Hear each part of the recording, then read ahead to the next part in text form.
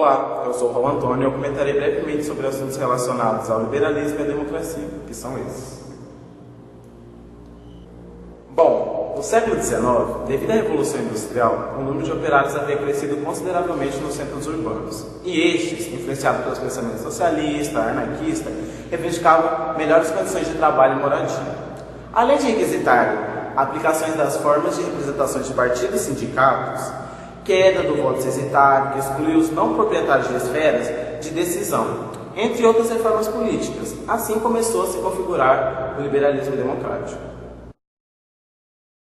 Ainda no mesmo século, essas ideias liberais influenciaram a Inglaterra, que estava no apogeu da Revolução Industrial, e assim criou-se o liberalismo inglês, que tinha como ideia central o utilitarismo criado pelo filósofo Jeremy Bentham, na qual se consistia em uma teoria que pretendia ser um instrumento de renovação social, com base em métodos rigorosamente científicos.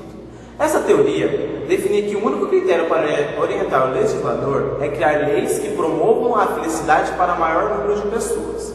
Posteriormente, em 1806, surgiu o filósofo John Stuart Mill, que, influenciado pelo positivismo, desenvolveu um liberalismo na linha de aspiração mais democrática, defendendo a representação proporcional na política, a fim de permitir a expressão de opiniões minoritárias.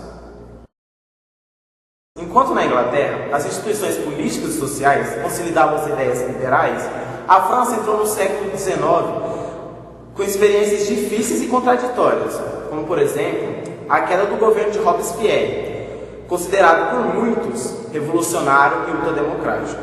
Além de que a coroação do imperador Napoleão Bonaparte fez com que a França entrasse no Segundo Império, distanciando-se cada vez mais das ideias democráticas. Porém, ainda assim, surgiu um aristocrata conhecido como Alexis de Tocqueville, que analisou com lucidez as contradições de seu tempo, o que fez com que ele fosse para os Estados Unidos com o intuito de recolher informações para a produção da sua obra chamada A Democracia na América.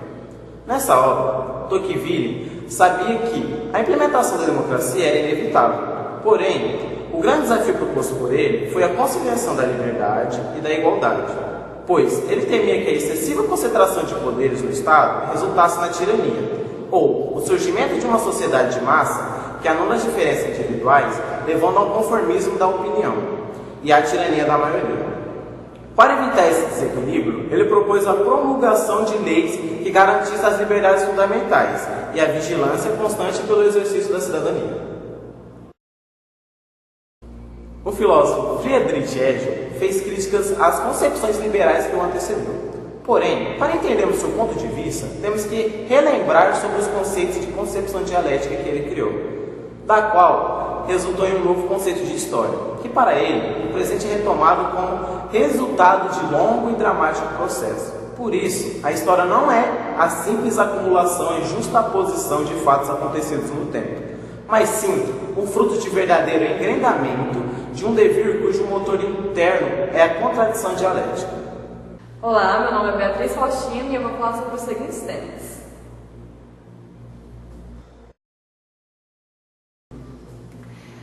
Vamos falar um pouquinho sobre a origem do proletariado. A partir de 1848, o proletariado buscava expressar a própria ideologia oposta do liberalismo.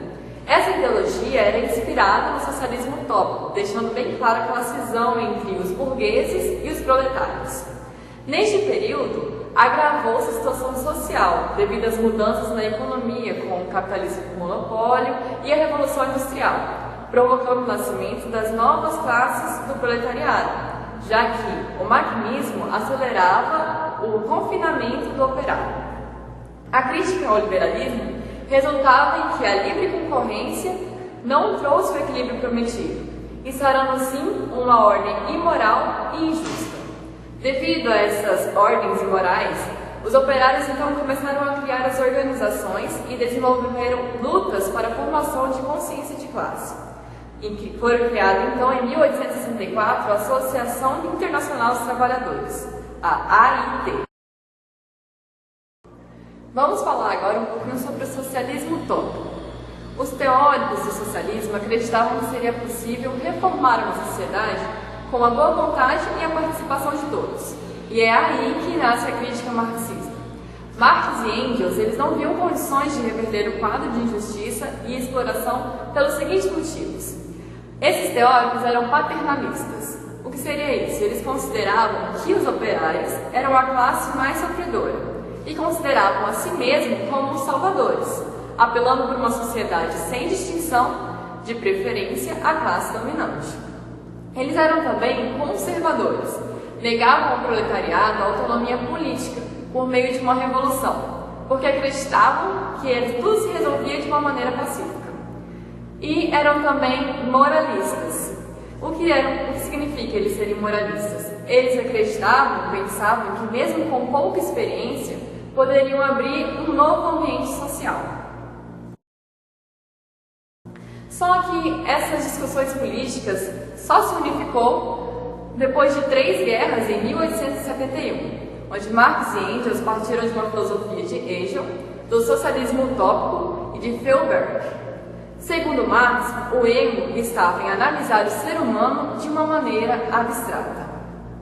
Olá, meu nome é José Ribeiro e vou explicar brevemente sobre alguns temas baseados no marxismo. Como já vimos, o marxismo foi baseado na economia política inglesa no final do século XIX e na tradição do pensamento socialista inglês e francês, o chamado socialismo utópico. Vamos abordar os seguintes temas. Bem, basicamente, o modo de produção é a maneira como se organiza a produção material em um estado de desenvolvimento social. Essa maneira depende do desenvolvimento de forças produtivas, força do trabalho humano, meios de produção, tais como máquinas, ferramentas, entre outros, e da forma de relação da produção. Resumidamente, de acordo com Marx, a passagem de um modo de produção a outro se dá no momento que uma classe social que possui um caráter revolucionário interfere por meio de ações concretas, práticas para que transformações ocorram. Foi o que aconteceu, por exemplo, na passagem do feudalismo ao capitalismo, com as revoluções burguesas. Bem, esse termo mais-valia foi criado por Marx e se refere à exploração da mão de obra assalariada. O mais-valia seria o processo de exploração por meio da apropriação do trabalho, que excede ou que resta na produção de produtos, em uma indústria, por exemplo. Marx utilizou muito esse termo quando falava do capitalista, que se baseava na relação entre trabalho assalariado e capital, muito especificamente na tal exploração do valor de trabalho do proletário pelos donos de meios de produção.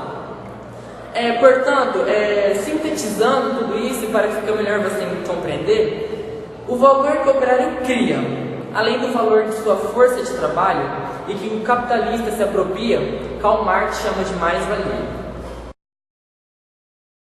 Falando sobre alienação, Marx considerava o capitalismo como selvagem, onde o operário produz, mas o lucro, em sua maioria, sempre direcionado aos patrões. Dessa forma, o capitalismo se baseava em um regime econômico de exploração. Com isso, a alienação do trabalho acontece quando é negado ao operário o objeto criado. Ou seja, o objeto que o operário cria é destinado ao capitalista, dono da empresa. Prosseguindo, o conceito de ideologia para Marx, resumidamente, poderia ser visto como ilusão ou falta de consciência. Mas quando que acontece ou por que acontece essa relação entre alienação e ideologia? Quando a ideologia mascara a divisão do trabalho e gera alienação. Um exemplo que a gente pode falar é o que ocorreu no século XVIII, quando os donos das máquinas colocavam sua ideologia acima de seus trabalhadores, buscando atingir a riqueza. Dessa forma, os trabalhadores se tornavam alienados, buscando uma maior produção, mas recebendo sempre a menor parte de seu trabalho. Continuando, o Estado não servia em nada para combater os erros e males da sociedade, mas sim era o reflexo deles. Enquanto o Estado existir, os defeitos sempre irão existir. Para ele, o Estado só aparentava visar o bem comum, pois por trás daquela máscara autoritária estava ali para servir somente a classe dominante. Por esses motivos, Marx defendia tanto a extinção do Estado. Olá, meu nome é Joyce Maria e eu vou abordar os seguintes temas.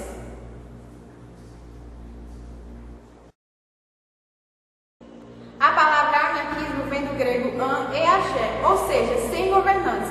É muito comum as pessoas identificarem o anarquismo como caos ou bagunça, porém o anarquismo não se trata disso. O anarquismo se trata de preferências por alternativas de organizações voluntárias, em oposição ao Estado, considerando o mesmo nocivo e desnecessário.